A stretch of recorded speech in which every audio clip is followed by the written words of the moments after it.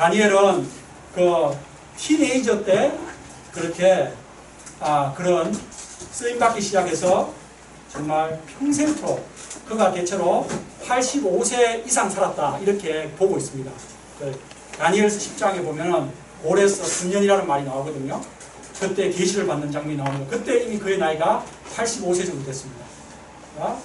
그가 그렇게 쓰임받은 참으로 전무후무한 인물이었습니다. 오늘 말씀을 통해서 우리가 그가 어떻게 이런 탁월한 인생을 살 수 있었는지 그 비결을 배우면 좋겠습니다. 이 다니엘이 오늘날 그 직장을 다니는 평신도 목사님들의 롤모델입니다.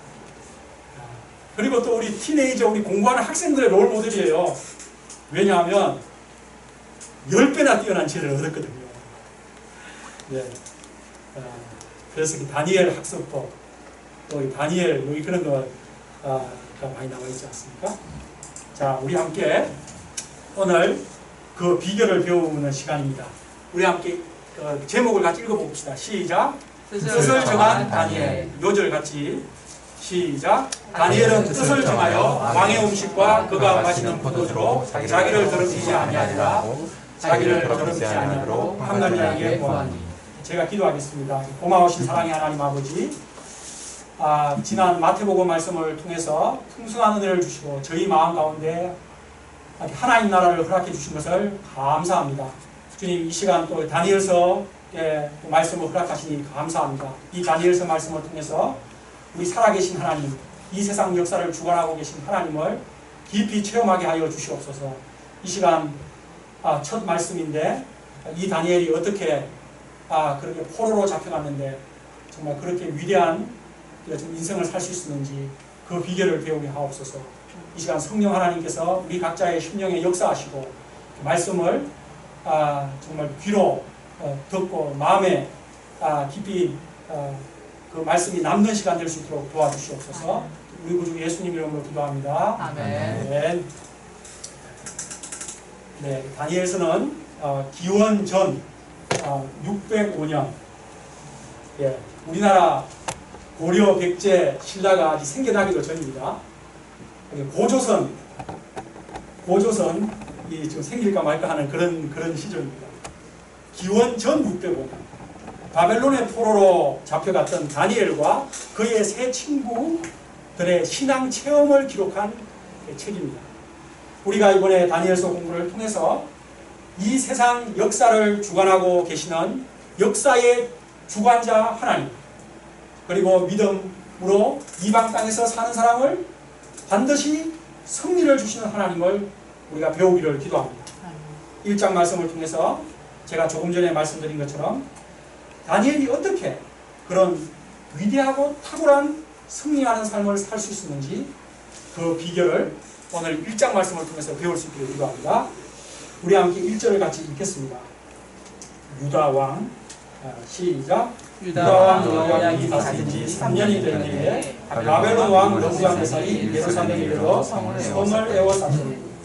당시 역사적인 상황은 이스라엘, 정확하게 말하면 남유다가 멸망하기 직전이었습니다. 먼저 이스라엘의 역사를 간단하게 살펴보겠습니다. BC 약 1000년, 정확하게는 1010년, 1010년에 다윗이 왕이 되어서 다윗 왕국이 세워졌고 그 다윗 왕국은 영원할 것만 같았습니다. 그런데 솔로몬의 우상 숭배의 죄악으로 인해서 남유다와 북이스라엘로 나라가 두 조각이 났습니다. 여기 지도가 약간 빛 때문에 흐리게 보입니까? 여기에 보면 여기에 유다라고 적혀 있습니다. 이것이 남쪽에 있으니까 남유다, 여기 이스라엘은 북쪽에 있으니까 북이스라엘. 원래는 다 합쳐서 이스라엘이었는데 이렇게 나라가 솔로몬의 우상 숭배로 인해서 딱 여기서부터 갈라졌습니다. 파란색과 분홍색으로 이렇게. 근데 수도는 여기 유다 쪽에 있습니다. 예루살렘. 이 북이스라엘은 BC 722년에 최초의 제국 아수르라고 하죠. 아수르 제국에 의해서 멸망당합니다. 이 남유다는 그 이후에 100년 정도 더 버티다가 지금 서서히 멸망하고 있는 중입니다.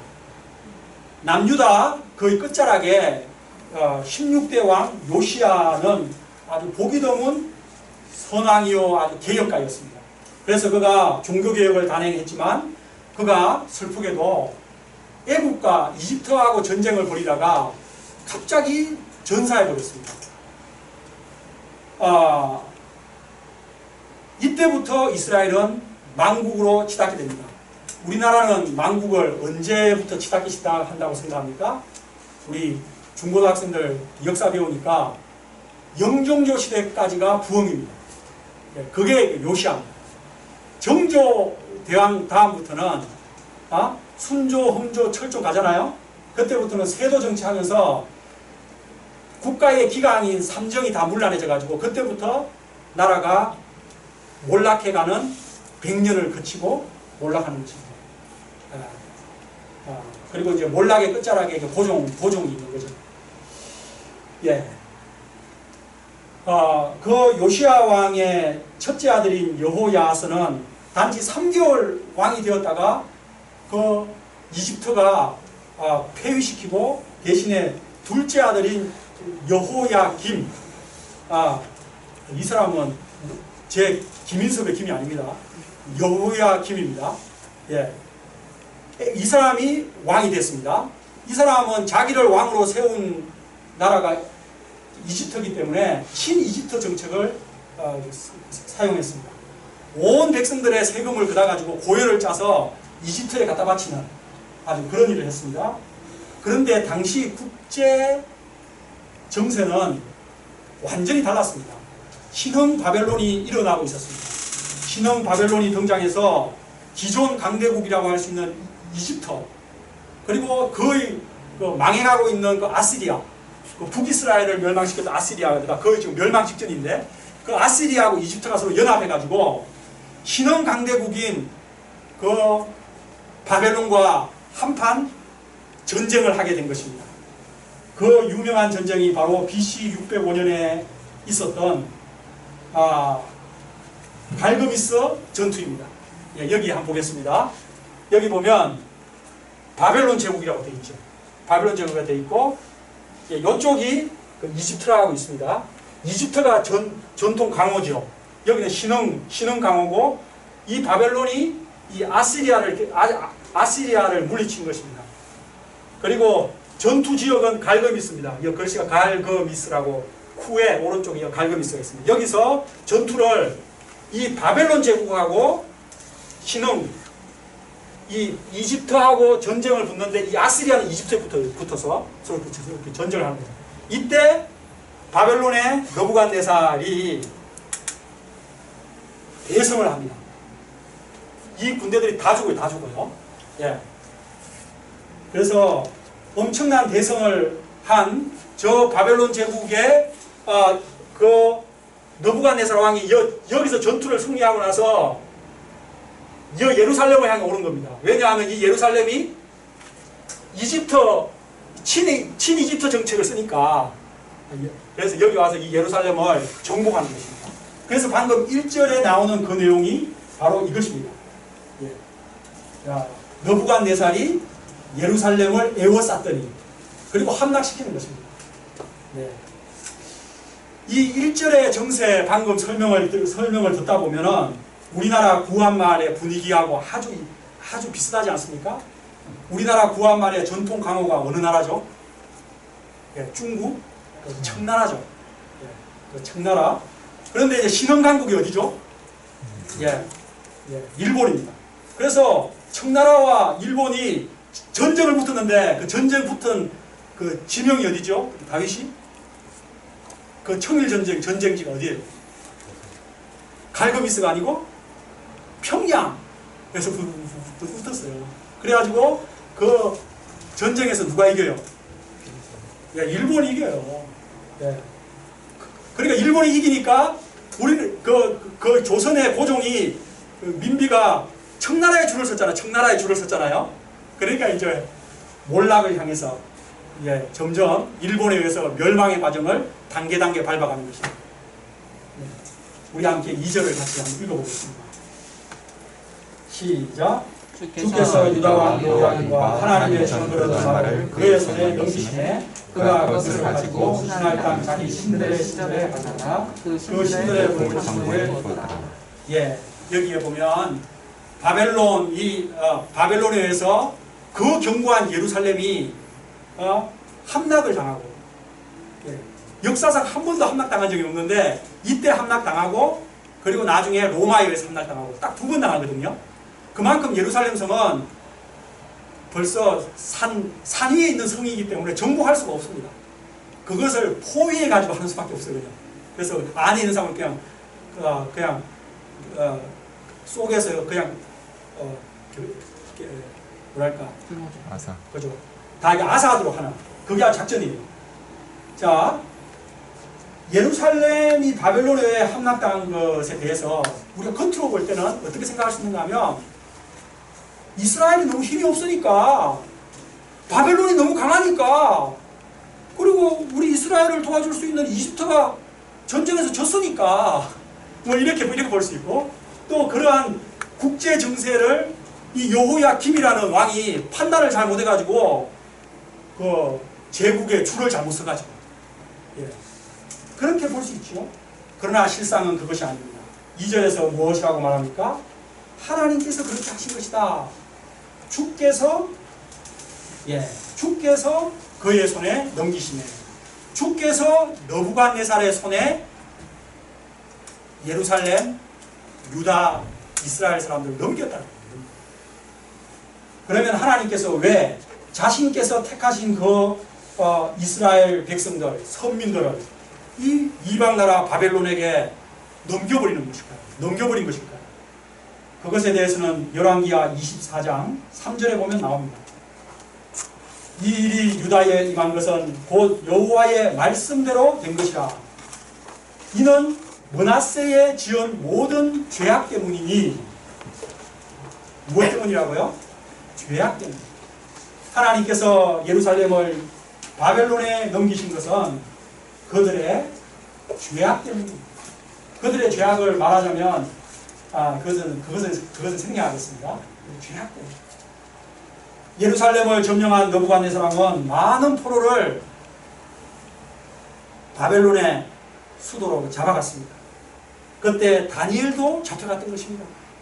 BC 600에 보면 느부갓네살은 그리고 환관장에게 명하여 이스라엘 자손 중 왕족과 귀족 몇 사람을 뽑으라고 했습니다. 그 뽑는 조건이 보면 흠이 없고 용모가 아름답고 아주 미남이어야 되고요. 모든 지혜에 통달하고 지식에 통달하고 학문에 익숙하고 그리고 소년이어야 됐습니다. 예, 우리 중에 과연 여기에 당선될 수 있는 사람이 누가 있을까요? 내가 볼 때 아무도 없지 않나. 예. 우리 다한이 형제가 될 수 있을까요? 다한이 서울대 박사 과정이니까 뭐에 다 통달한 거 아닌가? 예. 근데 약간 키가 조금 작은 거 안 될까? 어쨌든 예, 여기 아주 어려워요. 그리고 우리 목장인들은 다 이미 소년들이 아니기 때문에 이미 다 소용이 없습니다. 오늘날로 말하면 검수죠. 엄친아 그리고 완소남이라고 볼 수도 있죠. 예, 완전 소중한 남자. 느부갓네살은 이 뽑은 소년들에게 먼저 큰 특전을 주었습니다. 먼저 그들을 당시 최고 선진학문인 바벨론의 모든 학문과 언어를 배우도록 하는 특전을 주었습니다. 이뿐만이 아니었습니다. 우리 5절을 같이 읽어볼까요? 또 왕이 이야기했겠습니다. 시작. 또 왕이 지정하여 그들에게 왕의 음식과 그가 마시는 포도주에서 날마다 습격을 주어 3년을 기르게 하였으니 그 위에 그들은 왕 앞에 서게 될 것이더라. 예. 여러분, 세계를 정복한 그 느부갓네살 왕의 그 수라상이 그 먹는 음식이 어땠을까? 우리나라 조선시대 왕들은 전국에서 올라온 가장 좋은 특산물로 요리된 최고급 요리들을 먹었습니다. 박국 김치찌개 전골은 기본이고 쇠고기구이, 생선구이, 조림, 전, 자반, 젓갈, 회, 편육 등 평균 상에 12가지 이상의 반찬이 기본으로 올라가야 했습니다.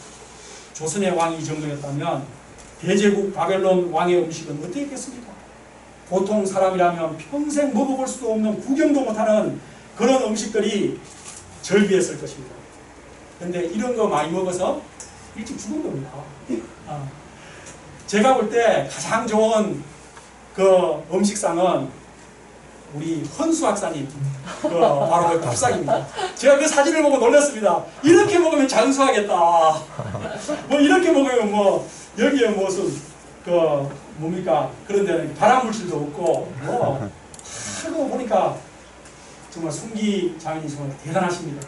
그러나 최고급으로 아주 황제보다 나은 음식을 드시고 계신 진광이 매번 그런 음식을 먹고 있는 겁니다, 본인이. 예. 그런데 어쨌든 이 왕이 먹는 이 음식과 포도주를 그들에게 포로인 소년들에게 3년 동안 매일마다 제공된 겁니다. 아침, 점심, 저녁. 아마 중간에 또 간식도 줬겠죠. 포로로 잡혀온 소년에게 이런 큰 특혜를 주다니 참으로 성은이 망극합니다. 너무 안돼서 황제시오. 이렇게 해야 됩니다. 그런데 여러분, 세상에서 제공되는 모든 것에는 반드시 값이 있습니다. 반대급부란 없습니다. 반드시 반대급부가 있습니다. 공짜란 없습니다. 값을 치러야 합니다. 왕이 이유 없이 이런 최고급 대우를 해주겠습니까? 이렇게 최고급 대우를 해준 후에 왕을 섬기도록 하고자 한 것입니다. 이는 식민지를 효과적으로 통치하는 고도의 문화정책이라고 할 수 있습니다. 먼저는 식민지 최고의 인재를 바벨론의 신하로 만듦으로써 반역을 일으킬 수 있는 싹을 미연에 잘라버리고 그들을 통해 식민지 백성들을 효과적으로 통치하는 전략인 것입니다. 자, 우리 그 소년들 중에 어떤 사람들이 있었는가 한번 읽어봅시다. 6절 시작. 그들 가운데는 유다 자손 곧 다니엘과 하나냐와 미사엘과 아사랴가 있었더니 환관장이 그들의 이름을 고쳐 다니엘은 벨드사살이라고 하나야는 사드락이라고 미사엘은 메삭이라고 아사랴는 아벤노고라고. 환관장은 이 4명의 소년들의 이름을 바벨론식으로 바꾸었습니다. 다니엘은 뜻이 하나님은 나의 재판장인데 벨드사살 벨의 왕자로 바꾸었습니다. 하나냐는 하나님은 은혜로우시다 인데 사드락으로 바꿨죠. 달신의 명령. 미사엘은 하나님 같은 자 누구인가 인데 메삭 아쿠 같은 자가 누구인가. 마지막 아사랴는 하나님은 나의 도움인데 아벤노고 너고의 종입니다. 유대인들은 자기 자녀의 이름을 지을 때 자신의 신앙 고백을 담아서 소망을 담아서 이름을 지었다고 합니다. 우리들도 마찬가지 아닙니까? 저도 제 아들 세한이 이름을 세례 요한처럼 영적으로 탁월한 인물이 되라고 그렇게 제가 그 소망을 담아서 이름을 지었습니다. 우리 예인이 혜이도 다 그런 아마 소망이 아주 담긴 이름일 것입니다. 오늘 엄마 아빠에게 한번 물어보세요. 어떤 큰 소망이 있을 거예요. 다니엘과 세 친구의 이름에는 다 엘, 야 이런 것이 있죠. 다 이거는 하나님 또는 여호와 이런 뜻인데 다 여호와 신앙이 들어있는 이름입니다. 우리 예인이, 혜인이도 다 예자가 아마 예수님 예자일 겁니다. 예. 그런데 그 바꿔버린 이름은요 바벨론 우상의 이름들을 다 집어넣은 거예요. 한마디로 이름을 바꿈으로써 그들의 여호와 신앙을 제거해 버리고자 한 것입니다. 정체성을 무너뜨리고자 한 것입니다. 이름은 그 사람의 아이덴티티입니다. 우리도 일제강점기 때 어떤 일이 있었습니까? 창씨개명을 해서 일본식으로 이름을 바꾸도록 그렇게 강요받았습니다. 그러자 아주 백성들이 아주 열이 받아가지고 자기는 창씨개명 안 하겠다고 막 도망다니고 만주로 가고 막 그런 일도 있었고 어떤 사람은 너무 열받아가지고 그 좋다고 나 이름 바꾸겠다고 하면서 이름 바꾸러 그렇게 그 지소에 갔거든요. 가가지고 그럼 이름을 뭘로 바꾸시겠습니까? 하니까 뭐라고 했는지 알아요, 그 사람이? 네. 그 일본 천황의 성이 있죠. 그걸로 자기는 그 이름을 바꾸겠다 그랬어요. 그러니까 엄청 거기서 두들겨 맞고 나왔습니다. 감히 천황의 이름과 같은 이름을 쓰겠다고 하면서 아주 그런 일도 있었습니다. 네. 그리고 또 한글을 사용하지 못하도록 우리가 그 조선어학회 사건 같은 거 있지 않습니까? 그렇게 강요받았습니다. 이것은 조선 이 내선 일체다. 일본과 하나다 해서 조선이라는 그런 한민족의 민족성을 말살하는 고자 함입니다. 그리고 무엇보다 너부갓네살이 주는 그 특전 있지 않습니까? 음식과 포도주 3년 동안 그 주는 그 모든 특전들이 결국에는 소년들을 바벨론 우상의 백성으로 스텝 바이 스텝 만들어가는 계략이었던 것입니다. 나라가 망한 것보다 더 큰 위기는 하나님 백성으로서의 정체성을 상실하고 우상의 백성으로 동화되는 것입니다. 다니엘은 이 하나님의 백성으로서의 정체성을 상실할 위기 앞에서 어떻게 했습니까? 오늘 요절을 같이 읽겠습니다. 8절 시작. 다니엘은 뜻을 정하고 왕의 음식과 그가 마시는 포도주로 자기를 더럽히지 아니하리라. 자기를 더럽히지 아니하도록 판단하되 다니엘은 왕의 음식과 포도주로 자기 몸을 더럽히지 않기로 뜻을 정했습니다. 뜻을 정했다는 것은 굳게 결심했다. 뜻입니다. 당시 왕의 음식과 포도주는 바벨론의 우상의 신전에 그 바벨론의 주식이 마루둑입니다. 마루둑. 그 마루둑 우상 신전에 다 바쳐진 그런 음식이었습니다. 다니엘은 왕의 음식과 포도주를 먹을 때 신앙 양심이 더럽혀짐을 알았습니다. 그래서 이를 거절하기로 뜻을 정한 것입니다. 그런데 여러분 한번 생각해 보십시오. 다윗 그렇게 뜻을 정하기가 쉬울까요? 다니엘은 객관적으로 이 바벨론의 식민지로 끌려온 식민지 한 소년에 불과한 것입니다. 네. 감히 그런 주제에 바벨론 제국의 그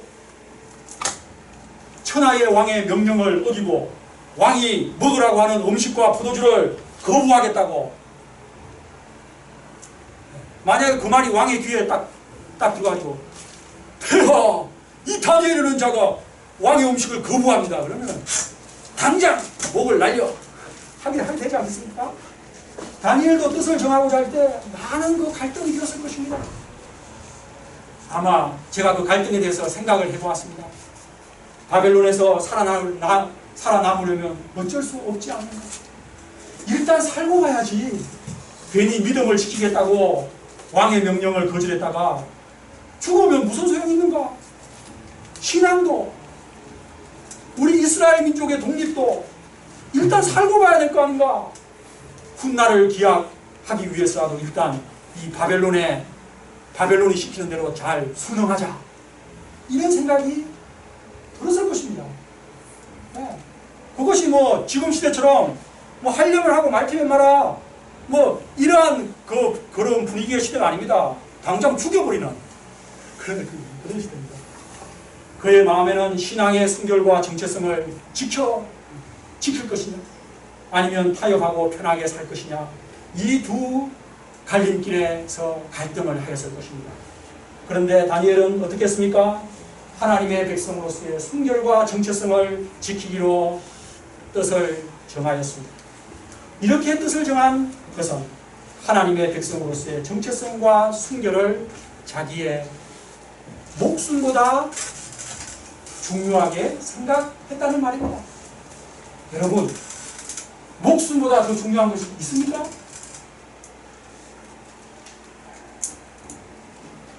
있습니다. 그것이 신앙입니다. 물론 다니엘이 모든 것을 거부한 것은 아닙니다.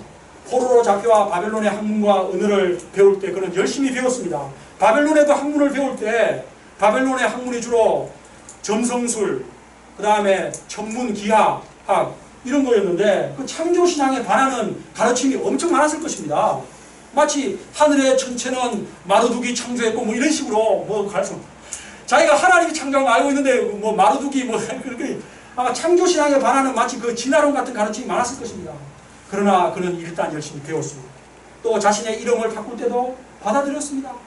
사람들이 환관장이 벨드사살 일로 와봐. 그럼 예 알겠습니다 하면서 자기를 벨드사살을 부르면 예 벨드사살을 갔습니다. 예 그렇게 순종하면서도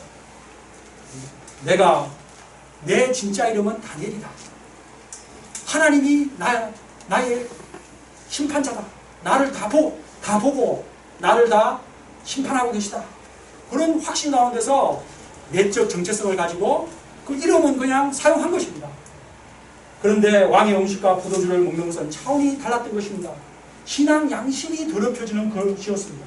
우상에게 바쳐진 그 음식과 포도주를 자기 몸에 먹고 마시는 것은 자신의 하나님의 성전인 자신의 몸을 직접 더럽히는 것으로 그는 신앙의 양심이 허락하지 않았던 것입니다. 다니엘에게는 신앙의 마지노선이 있었던 것입니다. 다른 것은 다 양보할 수 있고 허락할 수 있지만 이것은 아니지. 영적 마지노선이 있었던 것입니다. 내가 바벨론에 몸은 비록 잡혀와 있지만 신앙까지 타협할 수는 없다는 마지노선이 있었던 것입니다. 다른 것은 다 양보할 수 있지만 신앙의 순결과 그 신앙 양심을 팔 수는 없다는 그 마지노선이 있었던 것입니다. 이런 신앙의 마지노선이 있는 사람이 진정한 하나님의 사람인 것입니다. 교회를 나온다고 다 하나님의 사람이 아닙니다. 하나님 앞에서 지킬 마지노선을 가진 사람이 참 크리스천입니다. 여러분에게 이런 신앙의 마지노선이 있기를 기도합니다. 이건 아니지. 신앙 양심상 이건 아니지. 나는 분명한 마지노선을 가지고 사는 그런 크리스찬 되시기를 기도합니다. 특히 우리 자라나는 중고등학교 청년들 이 신앙의 마지노선이 있기를 기도합니다. 다니엘이 바벨론에 끌려온 나이를 학자들은 대체로 15살, 16살 정도로 보고 있습니다. 우리 박다희 형제는 지금 몇 살이에요? 10몇 살? 15. 예. 바로 박다희 형제님이 같은 나이입니다. 우리 세안이보다 다니엘은 더 어려요. 예. 그런데 이 나이에 다니엘은 영적 마지노선을 끄었던 것입니다. 다윗, 알겠어요? 마지노선을 끄어야 돼요. 이건 아니지. 이것까지 타협할 수는 없지. 라는 이 결단이 다니엘을 그 끌려온 수많은 노예 소년들 가운데 그토록 위대한 재상 다니엘로 만든 것입니다. 정권이 3번, 4번 바뀌고 는 가운데서도 60년 넘도록 최고의 공직자로 다니엘을 만든 것이 바로 이 결단으로부터 된 것입니다. 신앙에 결단이 있는 사람, 하나님 앞에서 뜻을 정하는 사람,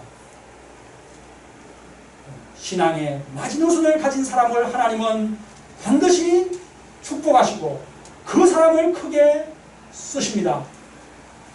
왕의 음식으로 자기를 괴롭히지 않고자 뜻을 정한 후 다니엘은 하나님에게 이것을 어떻게 실천할 수 있을까 기도했을 것입니다. 그때 하나님께서 길을 보여주셨습니다. 환관장이 보였습니다. 다니엘이 환관장을 찾아가 부탁을 했습니다. 아마 겸손하게 부탁했을 것입니다. 그러자 어떻게 되었습니까? 우리 오늘 마지막 구절 읽겠습니다. 시작. 하나님이 다니엘로 하여금 환관장에게 은혜와 긍휼을 얻게 하시니라. 하나님께서 환관장의 마음을 움직이신 것입니다. 환관장의 마음에 괜히 이 유다 포로 소년 다니엘이 불쌍하게 보이고 사랑스럽고 그러니까 도와주고 싶은 마음이 생긴 것입니다. 우리도 그렇지 않습니까? 괜히 사랑스럽고 도와주고 싶은 사람, 그런 사람 있지 않습니까? 여러분들이 그런 사람들이 되기를 기도합니다. 어떤 사람은 괜히 아주 미워하고 싶은 사람이 있어요. 예. 하나님께서 환관장의 마음에 그런 마음을 주신 것입니다. 이처럼 뜻을 정하면 하나님께서 반드시 도움의 길을 여십니다. 우리가 잘 아는 뜻이 있는 곳에 길이 있다 는 것이 바로 이 말입니다. 하나님은 뜻을 정하는 사람에게 길을 열어주십니다. 길이 보이지 않는 것은 뜻을 정하지 않기 때문입니다. 뜻을 정한 사람에게 환관장으로부터 은혜와 긍휼을 얻도록 길을 열어주신 하나님께서 여러분들과 제가 뜻을 정하면 환관장 같은 사람을 보내줄 수도 있고 사람을 보내줄 수도 있고 또는 안 풀리던 문제가 수르륵 풀릴 수도 있고 또 여러 가지 다른 방법으로 하나님께서 길을 열어주실 줄 믿습니다. 아멘. 그러므로 중요한 것은 우리가 하나님 앞에서 뜻을 정하는 것입니다. 중요한 것이 뭐라고요? 하나님 앞에서 뜻을 정하는 거예요. 여러분과 제가 다니엘처럼 하나님 앞에서 뜻을 정하는 인생 살기를 기도합니다. 결론을 맺겠습니다. 결론입니다. 우리는 오늘 뜻을 정한 다니엘을 배웠습니다. 다니엘이 왕의 음식을 먹지 않기로 그리고 신앙의 순결을 지키기로 뜻을 정하는 것은 자기 목숨이 걸린 위험한 것이었습니다. 그러나 하나님은 다니엘의 그 결단을 크게 기뻐하셨고 그를 가장 어려운 환경에서 가장 하나님의 영광을 크게 드러내는 인물이 되게 하셨습니다. 하나님 앞에서의 결단이 사람을 위대한 영적인 사람, 탁월한 사람으로 만드는 것입니다. 우리 관악칠부 한 분 한 분이 다니엘처럼 하나님 앞에서 뜻을 정하는 아름다운 인생, 탁월한 인생을 살 수 있기를 간절히 기도합니다. 네. 그럼 제가 기도하겠습니다. 고마우신 하나님 아버지, 다니엘은 그 티네이저 때 정말 포로로 끌려가는 참으로 비참한 시대에 살았습니다. 그런데 그가 그 바벨론 그 대제국의 수도 중심 왕궁에 그 왕의 측근으로 주님 평생을 참으로 하나님의 영광을 드리는 정말 대단한 인물로 그가 살 수 있었던 것입니다. 바로 오늘 말씀을 볼 때 소년 시절 때 그 뜻을 정하였기 때문에 하나님 앞에서 순결하게 살고자 뜻을 정하였기 때문임을 배우게 되었습니다. 주님, 우리 청년들이 이 시대 죄가 넘쳐나고 정욕이 넘쳐나는 이 시대 하나님 앞에서 순결하게 살고자 뜻을 정하게 도와주시고 또 저희 목자님들도 하나님 앞에서 하나님의 영광을 크게 드러내는 삶을 살고자 또 귀한 뜻을 정할 수 있도록 도와주시옵소서. 주님, 이 시간 감사하며 예수님 이름으로 기도합니다. 아멘.